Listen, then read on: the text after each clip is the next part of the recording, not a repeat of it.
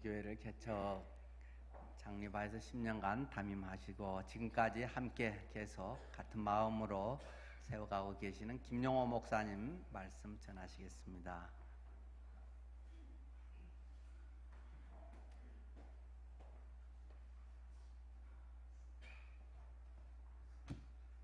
어제 담임 목사님이 문자 왔더라고요.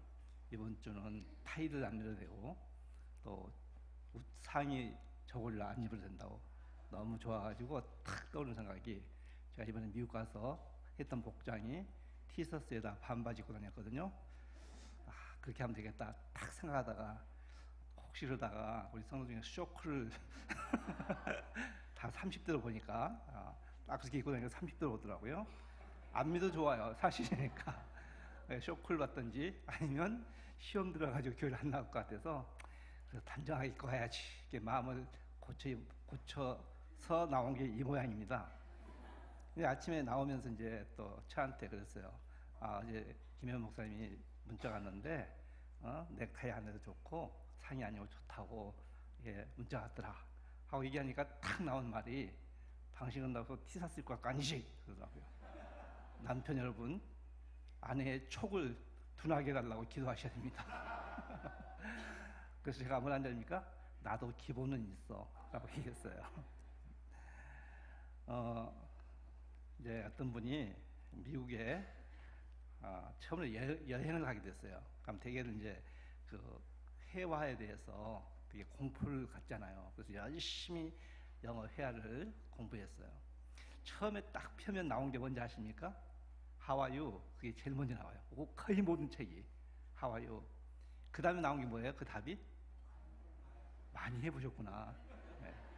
I am fine, thank you 하고 나서 그 다음에 and you 이게 나와요. 이 양반도 영어 책을 열심히 공부해서 갔는데 LA에 프레이에서 교통사고 나왔어. 상처를 입었어요. 그래서 이제 경찰이 막 쫓아가지고 물어본 게 How are you? 하고 물어본 거예요. 이분이 오토매트로 나온 게 I am fine, thank you, and you 그렇게 나왔대요. 이 경찰은 이해를 못한 거예요. 자기가 지금 이렇게 망가져 있는데 어떻게 그런 말을 하는지 이해를 못했대요. 근데 그 사람은 자기가 배운 것을 최대한 활용할 줄 모르고 갖고 있었던 거예요. 어떤 심리학자가 얘기하기를, 우리가 행동하는 것의 90%는요 나한테 익숙해 있는 걸 가지고 한대요. 90%를 갖고 100% 인생을 살고 있는 거예요. 변화가 없는 거예요. 그 나머지 10%를 잘 활용해서 변화를 일으키면 90%도 변화될 수 있는데 그걸 하지 않는다는 거죠. 그러니까 계속해서 뭐 정치권 다 모든 곳에서 한 게 개혁하자, 교회에서도 개혁하자거든요. 사실은 그런 개혁도 중요하지만 우리 개인에게도 마찬가지예요. 내가 쭉 섬겨왔던 방식대로 지금 주님을 섬기고 있을 수가 있거든요. 90% 이상 이렇게 해왔기 때문에. 내가 또 모든 문제에 있어서 내가 해왔던 방식대로 하기 때문에 심하게 얘기하면 요 모양 요 꼴로 산다는 거죠. 더 향상된 삶을 추구하고 있지만은 그 10%를 잘 활용하지 못하기 때문에 오는 거예요. 이게 고정관념이라고 할 수 있고 그게 습관이라고 할 수도 있고 그런 거예요. 그래서 우리가 내가 지금 쭉 믿어왔던 방식이 최고라고 생각해서 남을 배타해가지고 자기가 최고이냐 하는 사람들이 되게 많지 않습니까? 근데 그것은 결코 좋은 일이 아니다 하는 것을 생각하면서 늘 그 10%의 변화를 위해서 우리가 신경 쓰고 활용해보고 적용해본다면 우리 삶은 지금보다 훨씬 더 놀랍게 변화될 것이고 하나님의 복을 누리며 살 수 있다고 믿습니다. 오늘 함께 할 말씀은 마태복음 22장 32절과 33절의 말씀입니다. 우리 다 같이 열어보겠습니다. 마태복음 22장 32절 말씀과 33절의 말씀을 함께 읽겠습니다. 나는 아브라함의 하나님이요 이삭의 하나님이요 야곱의 하나님이로다 하신 것을 읽어보지 못하였느냐? 하나님은 죽은 자의 하나님이 아니요 살아있는 자의 하나님이시니라 하시니 무리가 듣고 그의 가르치심에 놀라더라. 네. 여기 보면 그 31절에 죽은 자의 죽은 자의 부활을 논할진대 하나님이 너희에게 말씀하신 바, 다시 해서 하나님이 하신 말씀을 주님이 인용하셨는데 죽은 자의 부활을 논할 때 그랬어요. 이 배경이 뭐냐면 그 당시에 그 종교 그룹에서 두 그룹이 있었어요. 바리새파하고 여기 사두개파, 이렇게 두 그룹이 있었어요. 근데 이 사두개파 사람들은 모세 오경만 믿었어요. 그렇기 때문에 부활이니 천사니 뭐 사후의 세계니 이런 걸 믿지 않는 사람들이었어요. 그런데 주님한테 지금 부활에 대해서 물어보고 있거든요. 그것은 그 사람들이 성경을 더 알기 위해서 그 목적으로 물어본 게 아니라는 거죠. 그 이유는 주님에게 난처하게 만들어서 주님을 어렵게 만들기 위해서 물어본 거예요. 그러니까 우리가 성경을 공부할 때도 마찬가지로 어떤 자세가 있냐가 중요한 거예요. 그런데 바리새파 사람들은 율법과 그의 유전을 되게 중요시했고, 그러나 그들은 뭐 죽음도, 부활도, 천사도 다 믿고 있었어요. 사후세계도 믿고 있었고. 그러나 그 둘 다가 좋은 사람들은 아니에요. 이제 거기에 하나 더 얘기를 한다면 그런 사두개파적인 또 아니면은 이 바리새파적이 아닌 순수한 그리스도인 이 그룹이 있겠죠. 바로 우리는 그 세 번째 그룹에 속해야 되는데, 이제 이렇게 모함을 하려고 했는데 우리가 공부를 할 때 마찬가지예요. 주님을 알려고 더 열심히 성경을 공부해야 되는데 누구하고 말해서 이기기 위해서 또는 따지기 위해서 공부를 한다면 그 사람은 은혜가 안 되고 그 공부한 성경 공부한 그 말씀이 오히려 나한테 가시가 될 수 있고 칼날이 될 수 있어요. 그래서 여기에 보면 그렇게 얘기한 사람에게 주님 말씀하시기를 바로 이 하나님은 아브라함의 하나님이시고 이삭의 하나님이시고 그리고 야곱의 하나님이시다 라고 말씀하시면서 하나님은 죽은 자의 하나님이 아니시고 산 자의 하나님이시다 라고 하셨어요. 여기 한 가지 우리가 주의할 게 있습니다. 좀 신경 써서 볼 게 있는데, 하나님은 아브라함의 하나님이었고 과거형이었고 또 이삭의 하나님이었고 야곱의 하나님이었고 라고 쓰이지 않았어요. 과거형으로 쓰지 않았습니다. 지금 아브라함은 이미 죽은 지 오래된 사람이고 이삭도 야곱도 다 죽은 지 오래된 사람임에도 불구하고 하나님은 주님은 말씀하시기를 지금 살아있는 것처럼 아브라함의 하나님이고 또 이삭의 하나님이고 그리고 야곱의 하나님이시다 그게 나온 거예요. 인간적으로 봤을 때 아브라함과 이삭과 야곱은 죽었습니다. 그러나 하나님이 봤을 때는 그들은 죽은 것이 아니라 이 세상을 떠난 것이지 살아있는 거예요. 왜? 영생을 가졌기 때문에. 우리도 마찬가지입니다. 어느 날 우리가 예수님을 구세주와 주님을 영접했어요. 예수님이 내 죄 때문에 십자가에 돌아가는 것을 믿어서 우리의 모든 죄가 용서됐고 하나님의 자녀가 됐어요. 그리고 하나님은 우리에게 영생을 주셨어요. 영생이 뭡니까? 영원히 사는 거예요. 물론 길이만 영원히 사는 게 아니라 질적으로도 하나님 같은 생명을 산다는 의미를 갖고 있습니다. 그 생명을 주셨어요. 근데 우리 주변에 우리 사랑하는 형제 자매들이 이 세상을 떠납니다. 성경 글을 가리켜서 죽었다고 하잖아요. 뭐라고 하죠? 잠자고 있다 그래요. 잠을 잔다는 것은 뭡니까? 내일 아침에 깨어났다는 거죠. 주님이 공중에서 이제 오실 때, 재림하실 때 그들이 무덤에서 일어난 걸 깨어난 거예요. 그게 부활의 능력입니다. 우리 신앙이 바로 부활의 능력을 가지고 사는 거예요. 그런데 우리는 그 부활의 능력을 마음껏 활용하지 못하고 있기 때문에 계속해서 처진 인생을 살게 되고 하나님이 기뻐하지 않은 그런 일을 하게 됩니다. 그래서 이 아브라함과 이삭과 야곱의 하나님이라는 그 말씀을 통해서 그 아브라함, 이삭, 야곱의 삶의 특징을 통해서 지금 현대에 살고 있는 그리스도인들이 잘 믿어야 되는 세 가지의 조건, 필수 조건을 우리가 찾아볼 수 있습니다. 근데 여기서 한 가지 우리가 기억해야 될 것은 아브라함과 이삭과 야곱에게 첫 번째는 그분들이 하나님께서 자랑스럽게 얘기를 하지만 죄가 없었던 게 아니에요. 그 사람도 죄가 어떻게 보면 많았습니다. 아브라함이나 이삭은 자기 아내라 하지 않고 동생을 속여가지고 피해가고 뭐 이렇게 죄를 지었어요. 죄가 없는 게 아니었습니다. 그러나 하나님은 그러함에도 불구하고 그들의 하나님이라는 것을 자랑스럽게 말씀하고 있는 거예요. 자, 그렇다면 아브라함과 이삭과 야곱만 그럴까요? 내가 죄를 지었어요. 내가 주님 앞에서 원치 않게 육신이 약해서 그런 거죠. 육신이 약하다고 하는데 육신이 약해서 죄를 지었어요. 그런다고 해서 그 하나님의 사랑이 우리에게 멀어지고 우리를 미워하실까요? 어떻게 생각하세요? 그렇지 않습니다. 하나님의 사랑은 영원한 거예요.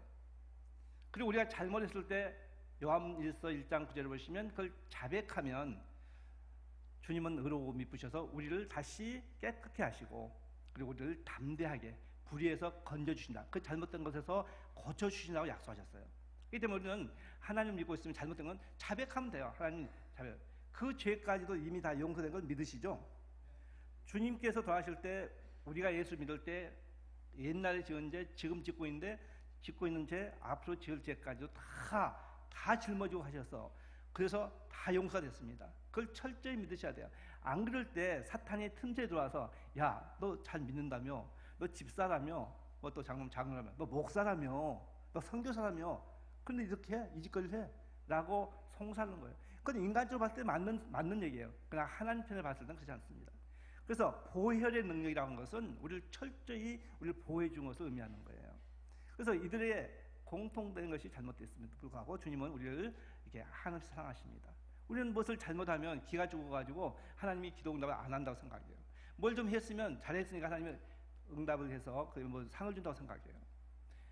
제가 이번에 미국에 이제 무슨 도서박람회도 있고 이렇게 또 하버드에 가서 무슨 자료 갖고도 있고 또 있어서 갔는데 그러니까 LA에서 보스턴까지 갔다가 또 아틀란타 가서 권석진 목사님 교회에서 설교하고 아주 잘 지내고 있어요. 여러분에게 안부전합니다. 그리고 나서 또 이제 신시내티에서 그 도서 전시회가 있으니까 거기 갔다가 시카고로 갔다가 그냥 차하고 누비고 다녔어요. 완전 동서중부를 누비고 다녔어요. 근데 이제 그렇게 다녀서 있는데 목적 외의 것이 하나 생겼어요. 7월 1일 날 제가 들어왔는데 7월 1일 아침에 저와 같이 간 유교수가 있었는데 그 유교수와 같이 기도하다가 제가 한 15년 전에 미국에 갔을 때 그 당시에 극동방송에서 언쉐이클드라고 하는 그 드라마, 그러니까 시카고에 있는 본부인데 퍼시픽 가드 미션이라는 곳에서 노숙자들 다 모아가지고 밥 먹여주고 채워주고 그리고 이제 조건은 예배에 참석하게 하는 거예요. 그래서 그 사람들이 이제 변화가 되면 그 사람들의 간증을 드라마 해가지고 전 세계에 보내는데 그게 너무 좋아가지고 거기 가가지고 담당자하고 얘기해서 그걸 한국에서 좀 할 수 있겠냐고 물어봤었는데 그 여자분인데 흑인이에요. 몸이 커요. 처음에 반갑다고 날 딱 끌었는데 그분의 가슴에 팍 박혀가지고 숨을 못 쉬고 있으니까 이분이 상하고 미안하다 문화가 달랐는데 이번은 아무튼 그렇게 해가지고 이제 그걸 하게 됐는데 10몇 년을 하게 됐었는데 그 선교회가 지금 무척 빚더미에 올라가갖고 엄청 큰데 올라가가지고 5월달에 그 방송 한국 방송이 끝났어요. 그래서 이제 그 7월일 날 이분을 가서 위로를 해줄까 무척 슬픈 편지가 나한테 왔거든요. 그 끝난 것에 대해서 막 안타까워. 그래서 계속 마음이 갈까 말까인데 뭐 영어도 시원치 않고 뭐 그런데 갈 필요가 있을까? 그런데 또 한쪽에서는 계속 갔으면 하는 생각이 들더라고. 위로가 돼야 될 텐데. 그래가지고 아침에 일어났는데 그게 터져 나온 거예요.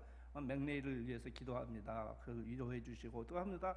가자! 라고 결정을 했어요. 그래서 카드 하나 사가지고 홀마크 카드 사가지고 구글 번역기로 번역해가지고 표창장 하고 카드 써가지고 또 베스트바이에 가서 이제 그 보스 스피커 좋은 거 있어요. 그거 이제 사갖고 가서 찾아갔어요. 이분이 감동이 돼가지고 펑펑 울고 거기 자기 방이 무지 크고 좋은 8살이었는데 저도 기억하지 못한 얘기를 쫙 얘기를 하는 거예요. 영어 팀이 어떻게 했고 뭐 하도 편지 많이 오고 왔더만 총재까지 날 알고 있더라고요. 영어 키바니까 다 통하더라고요. 거기 가니까. 해가지고 이제 다 얘기하면서 그 사람에게 서러움이 많은 것 같더라고요. 슬퍼하고 이렇게 막 울면서 있어 너무 이제 그 유교사 얘기인데 내가 미국 와서 제일 잘하는 일은 이 사람 위로하려고 한 거다라고 얘기를 했어요. 7월 날 이제 한국에 가야 되는데 그날 이제 시간이 있는데 이 유교수가 그때 시카고만 왔다 갔는데 딴 데 구경을 못했었는데 거기에 그 프리미엄 아울렛이 있어요. 거기가 너무 좋다고 꼭 들렸다 하자는 거예요. 저는 전혀 관심이 없거든요. 명품은 관심 없어요. 나는 내가 좋은 것이 제일 좋아요. 그래서 관심이 없는데 꼭 가져서 좋다, 뭐, 들어주마. 하고 이제 같이 갔는데 엄청 크더라고요. 그래서 내려가지고 이제 8시까지 공항에 가야 돼요. 근데 주차장이 다 있는데 엄청 큰데 그러면 우리 5시에 저 빨간 벽돌이 있는 데서 만나자 하고 이제 얘기를 했어요. 딴 데 가서 내가 주차가 어디에 번호를 알고 가는데 그냥 너무 믿고 나는 생각에 별로 관심이 없으니까 앞으로 쫙 직진해 갔다가 후진 오면 딱 이 자리에 올릴 수 있으니까 그렇게 생각하고 이제 헤어졌어요. 5시에 만나자. 그러다가 가다가 거기에 보스 또 판매장이 있더라고요. 그래서 못 지나가죠. 전자제품 좀 하니까. 그 약간 우회전하고 이렇게 해서 딱 갔는데 이 양반이 5시에도 안 오는 거예요. 그래서 약간 초조해가고 차를 이렇게 우리가 주차했던 곳으로 가봤는데 우리가 빨간 차를 탔는데 빨간 차 여러 개 있어요. 있는데 가면 우리 넘버가 아닌 거예요. 3번을 왔다 갔다 했는데 아닌 거예요. 약간 당황하기 시작해서 이상하다. 왜 빨간 벽돌이 오면 부족한데? 근데 마침 전화가 왔어요. 어디서 그 빨간 벽돌 뒤에 좀 그늘 햇빛이 아주 장렬해가지고 그게 거기 좀 그늘에 있어 그러니까 알았어요. 근데 안 오는 거예요. 근데 휴대폰이 모니터가 시커멓게 된 거예요. 그러니까 배터리가 지금 약해서 한 1~2%밖에 안 남은 거예요. 이제 초조한 거예요. 이제 연락도 안 되고 이제 휴대폰 안 된다고 생각하고 근데 안 오는 거예요. 그런데 이게 막 초조한데 다시 연락할 길이 없잖아요. 이게 시간 다 돼가는데. 근데 제가 이제 그 휴대폰 쓰고 있는데 이제 이게 기어가 나오잖아요. 이게 전화가 온 거예요. 여기는 다 떠졌는데 그러니까 본체에서 1~2%만 있어도 이로 연락이 돼요. 근데 이것도 또 배터리 다 된 거예요. 어디서요? 안 돼요. 그러니까 얼른 보니까 아디다스 있더라고요. 아디다스 앞이야 하고 나니까 이게 딱 끊어지는 거예요. 완전히 그 말 없었으면 그날 비행기를 못 탔어요. 그래갖고 한 20분 후에 왔는데 보니까 제가 있는 곳이 정반대에 있는 거예요. 그래서 이번에요 느낌이라고 하는 것이 얼마만큼 나를 망치는지를 철저하게 그 느낌상 그게 있어갖고 여러분 여기 항상 조심하세요. 제가 한번 63에 가가지고 지하 주차장에 번호 몰라갖고 혼난 적이 있는데 그래가지고 했어요. 근데 엄청 큰데 사면이 다 주차장이고 사면이 다 빨간 벽돌집이 다 있더라고요. 그래가지고 했는데 이제 그 사람이 그래요. 아침에 맥내일 일하고 하나님 앞에 좋은 일을 하더만 하나님이 도와주셨대요.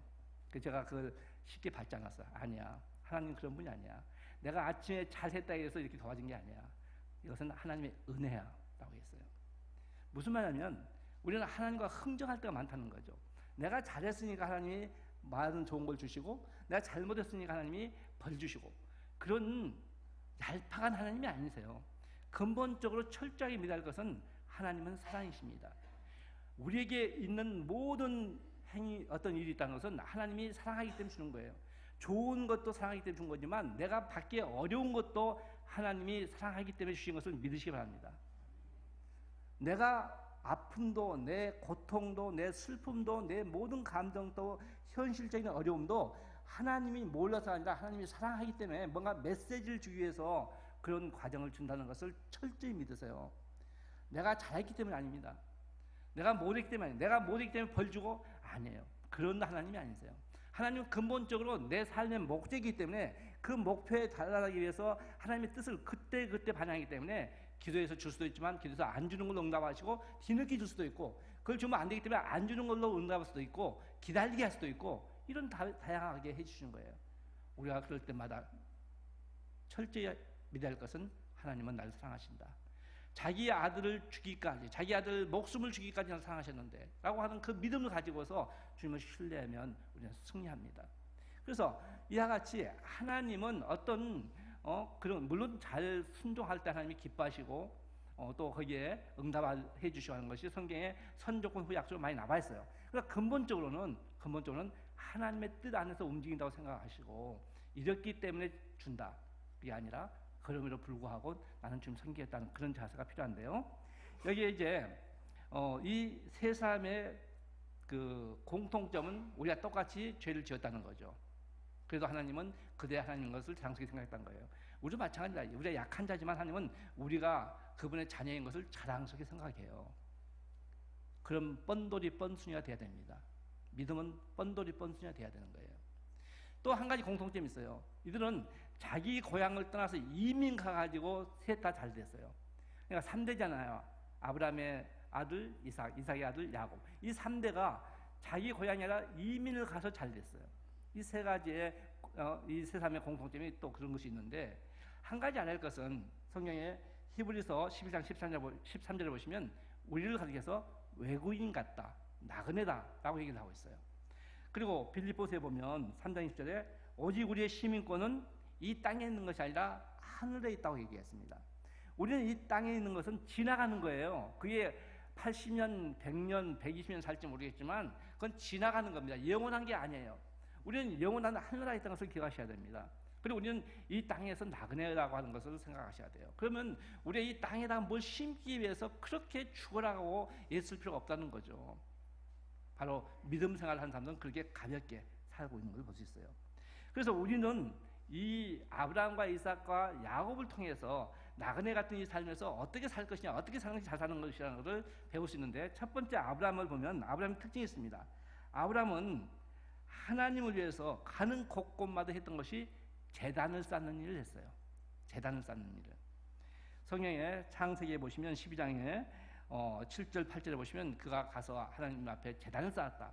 근데 그가 가는 곳곳마다 제단을 쌓는데, 이 성경에 보면 세겜 땅에서 제단을 쌓고, 베델과 아이 사이에서도 제단을 쌓고, 헤브론의 민무대에서도 제단을 쌓고, 이게 가는 이사하는 곳곳마다에서 제단을 쌓았어요.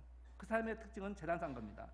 여러분 생각해 보십시오. 아브라함이 이제 그 지역에 갔으면 가장 먼저 할 일이 뭡니까? 여러분이 어디에 발령 나든지 어디 이사 간다, 발령이 나서 그 지역을 떠나서 새로운 곳에 간다면 가장 먼저 하는 게 뭡니까? 집을 얻는 거예요. 그렇죠?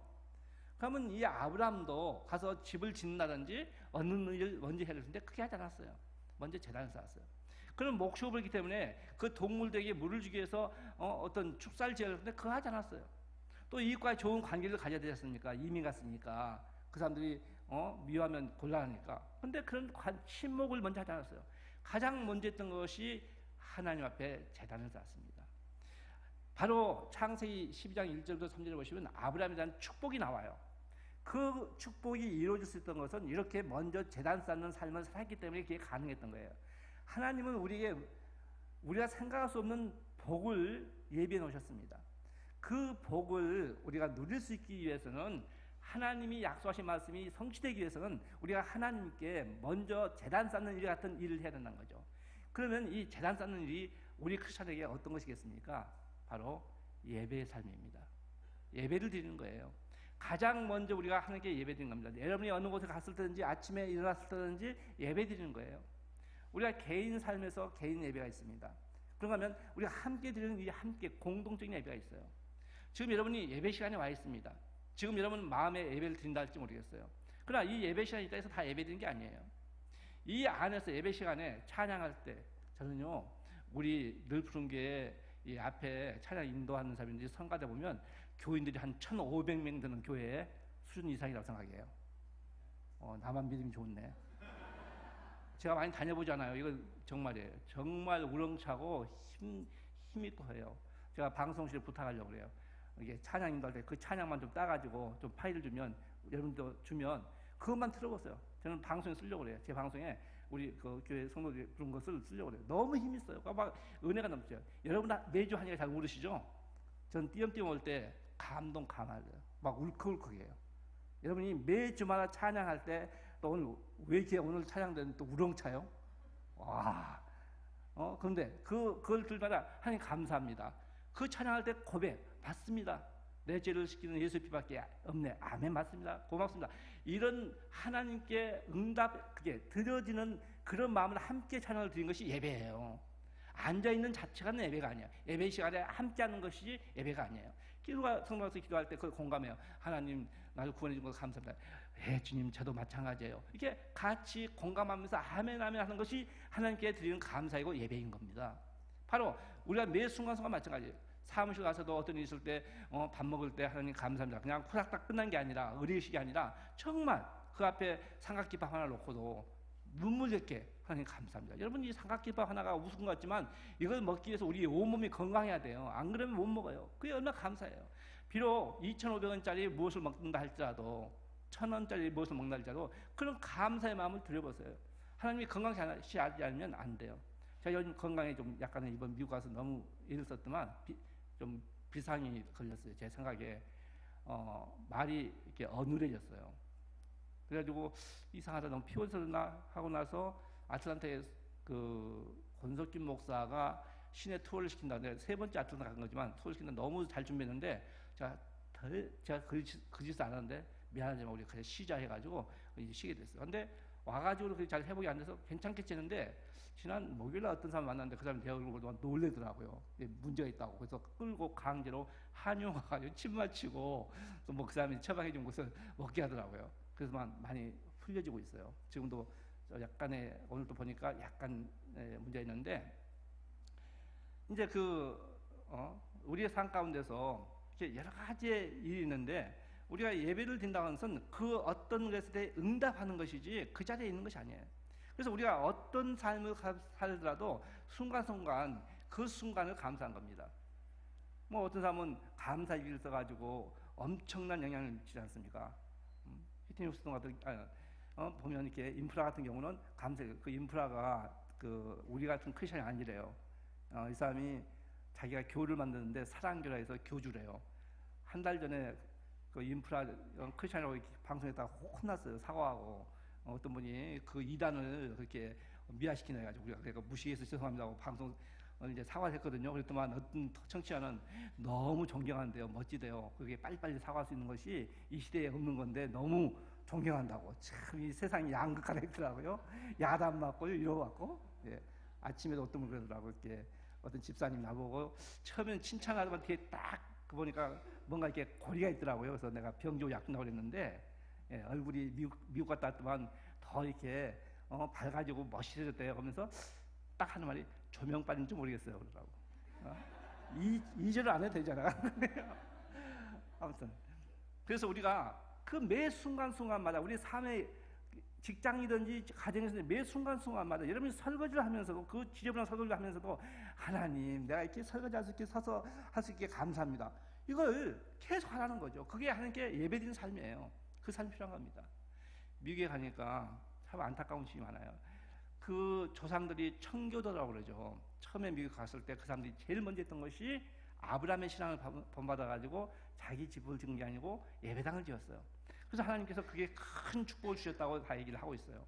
근데 지금은 학교에서 기도하는 거 법에 걸립니다.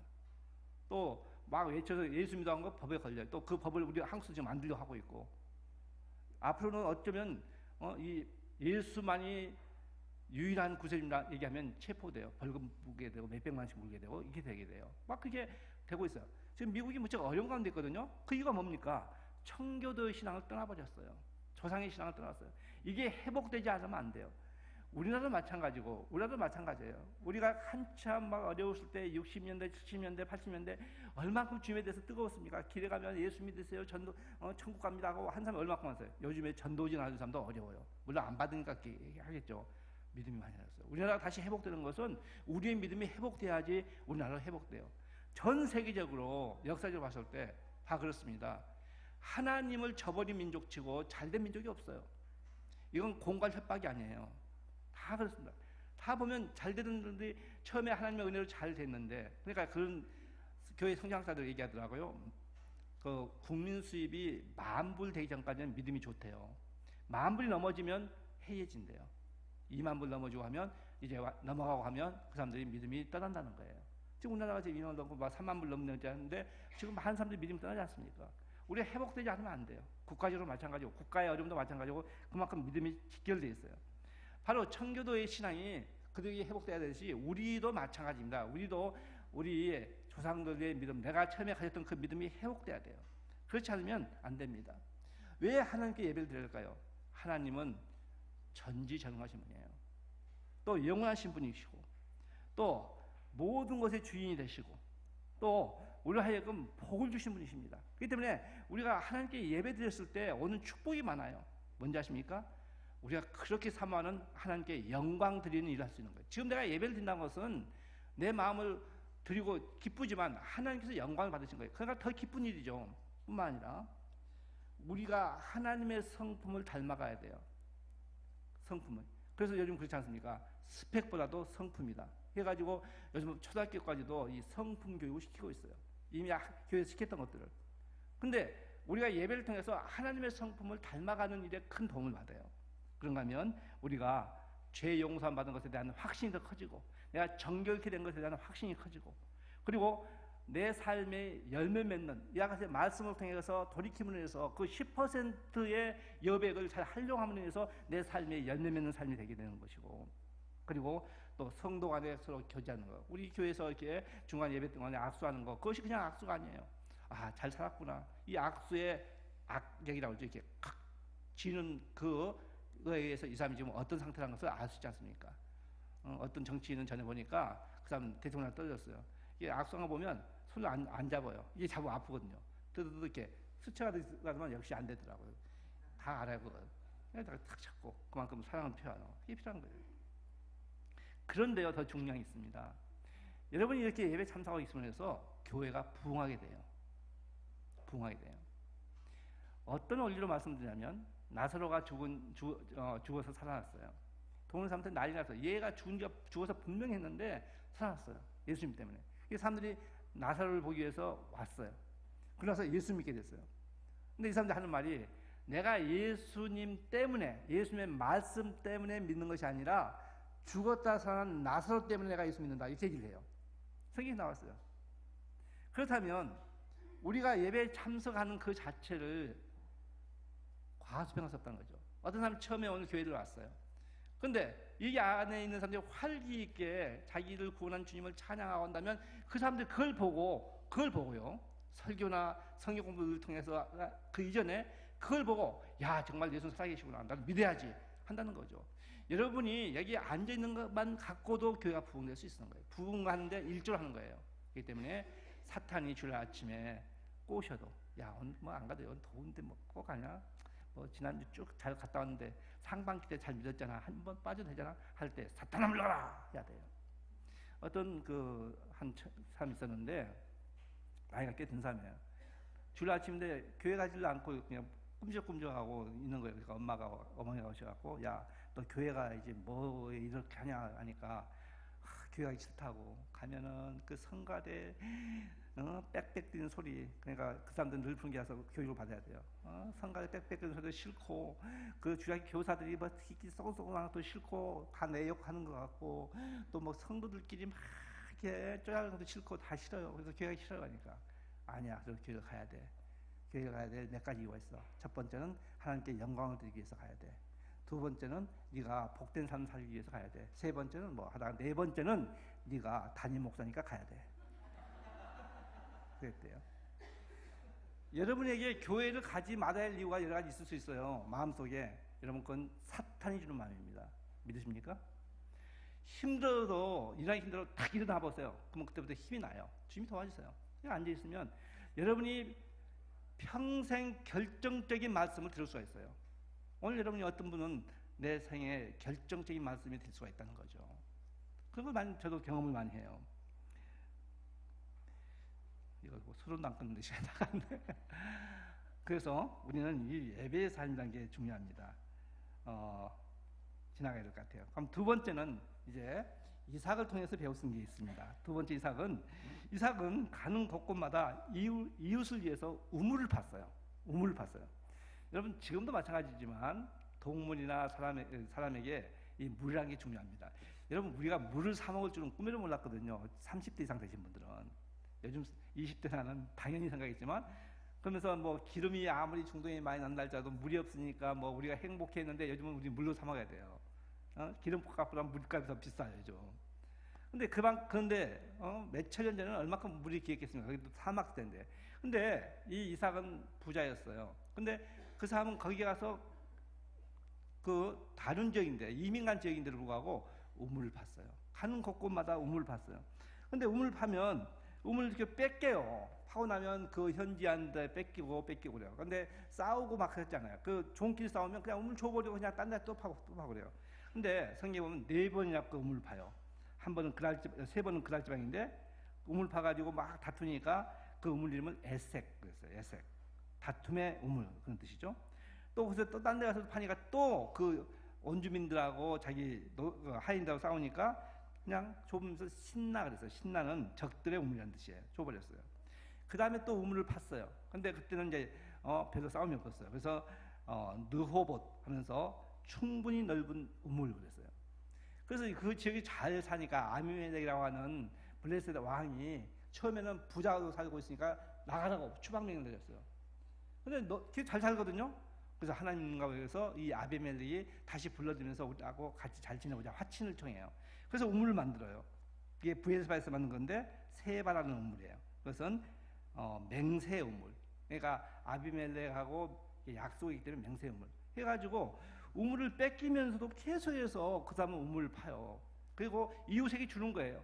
여러분 우물 파기 요즘도 힘들지만 그때는 더 힘들거든요. 그때는 삽질해야 돼. 그때 무슨 기계 갖고 하지 않아요. 그러니까 엄청 돈이 많이 들어가요. 그렇게 만들어 놓고 메꾸면 파내고 또 뭐 뺏어가려면 주고 그렇게 한 거예요. 자기가 가지고 있는 것을 나누는 거죠. 뭘까요? 선교의 삶이에요. 바로 이 이삭이 이웃을 위해서 우물을 주는 것은 요즘 말로 하면 선교한 삶입니다. 이삭이 우물을 줬는데 그들은 친구 아니에요. 적이에요. 자기를 죽이려고 하는 적들이에요. 그럼에도 불구하고 아낌없이 준 거죠. 어떤 사람은 우리한테 그게 공격적인 북한에 왜 선교를 해야 되냐라고 하는 사람도 있어요. 적이지만 그러나 이웃도 되기 때문에 우리는 그들을 위해서 예수님을 전하기 위해서 선교의 사명으로서 그렇게 주는 거예요. 바로 이 이삭은 그렇게 땀을 흘려서 평생 동안 그렇게 했지만 그는 적이었지만 그들에게 베풀었습니다. 우리도 마찬가지입니다. 여러분이 왜 돈을 법니까? 왜 장사가 잘 되기로 하고 사업이 잘 되기로 하고 봉급이 높아지기로 하고 있습니까? 나만 잘 먹고 잘 살기 위해서라고 한다면 주님은 축복할 수가 없어요. 겨우겨우 살게 할 겁니다.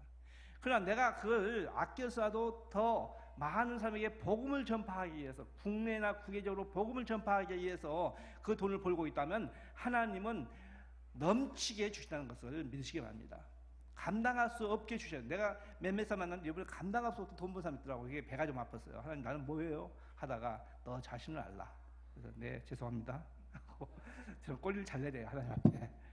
처음에 하다가 이렇게 내가 봐도 하나님이 나를 기억하실 것 같아. 내가 생각해도. 아무튼 그 사람들은 그 아낌없이 선교의 돈을 막 몇 천만 억대를 쓰더라고요. 근데 그 사람들의 개인적인 삶을 보면요. 근검전략이에요. 어떤 내가 알고 있는 재벌 같은 사람은 짜장면 먹고 흰을 때우면서 남을 위해서 수천만 원 써요. 그러면 뭐 이렇게 또 하는 필라델피아 살고 어떤 장로는 지금도 배불떼기 TV 뭔지 아시죠? 옛날 거 배불떼기 TV를 보고 있어요. 그거 하질도 안 좋은 거. 그 사람은 뭐 필리핀을 위해서 선교해서 몇 천만 원씩고 하는 분인데도 불구하고 그렇게 하더라고요.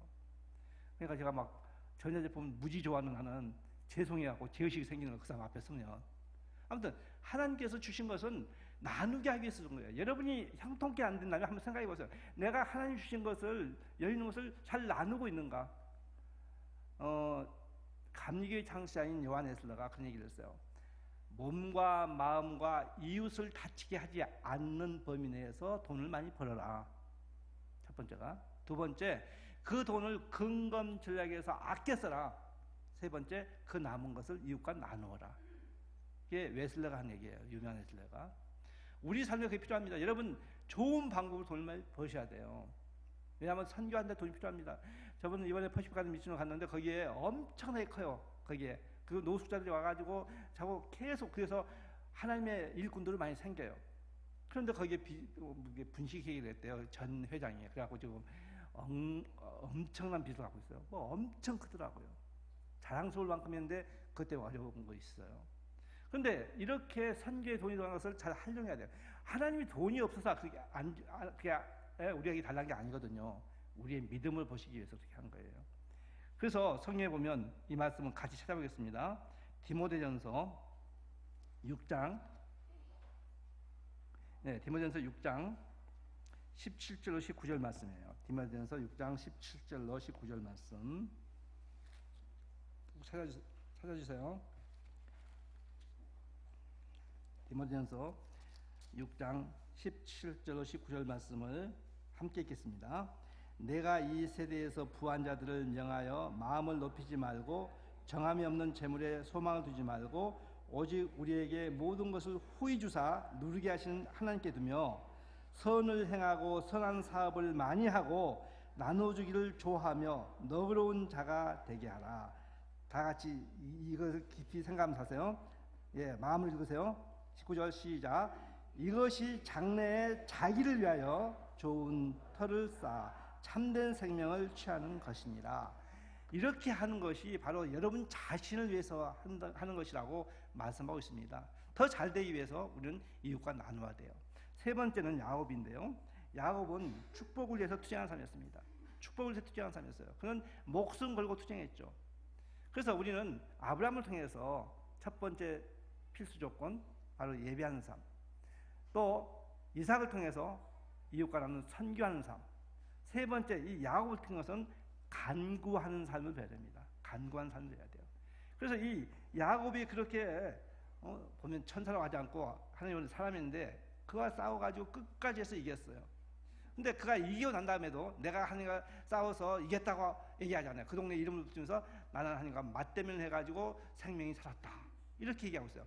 우리가 어떤 것을 취했을 때 하나님께 영광을 돌려야지 내가 영광을 돌리려고 하면 안 돼요. 그래서 이 야곱을 통해서는, 여러분 야곱에 대해서 사기꾼이 뭐 나쁜 인상 갖지 마세요. 그 사람은 정말 자기 삶에 열심히 충실히 산 사람이에요. 한 가지 뭐 속이고 그런 것 때문에 하는데 그게 열심히 살아가지고 하나님께 영광을 돌려서 야곱이라는 이름이 이스라엘로 바뀌어요. 야곱은 한 족속 이름일 수 있는데 하나님은 그에게 축복해서 나라 이름을 주셔요. 이스라엘이라는 이름을 줘요. 그렇게 엄청난 축복을 받는 사람이에요. 그것은 그가 간구한 사람이기 때문에, 투쟁적으로 간구했기 때문에 그렇습니다. 천국은 침노한 자 거예요. 침노한 자 거예요. 여러분이 하나님 앞에 투쟁적으로 구했을 때 주님은 그것을 이루어줄 수도 있다는 것을 기억하시기 바랍니다.